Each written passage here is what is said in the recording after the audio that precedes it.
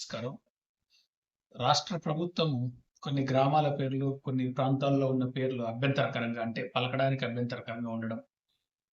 అలాగే వాటి అర్థం గూడా కొంచెం హ్మ్.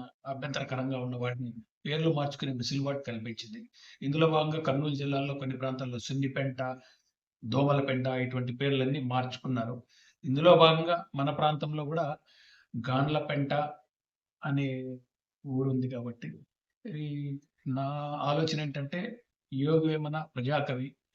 ఆయన సమాధి గూడా ఆ మండలంలోనే ఉన్నది గాబట్టి, గాండ్లపెంట అనే పేరుని వేమన గడపగా మార్చుకుంటే ఎలా ఉంటుంది అనేది నా ప్రపోజల్. దీని మీద చర్చకు పెట్టి ఆహ్, అందరికి ఆమోదయోగ్యమైతే ఆ విధమైన పేరు మార్పుకి ఆలోచిస్తే ఎలా ఉంటుందనేది నా ఆలోచన. దీని మీద మీ ప్రతిస్పందన కోరుకుంటున్నా. నమస్కారం. రాష్ట్ర ప్రభుత్వము కొన్ని గ్రామాల పేర్లు, కొన్ని ప్రాంతాల్లో ఉన్న పేర్లు అభ్యంతరకరంగా అంటే పలకడానికి అభ్యంతరకరంగా ఉండడం.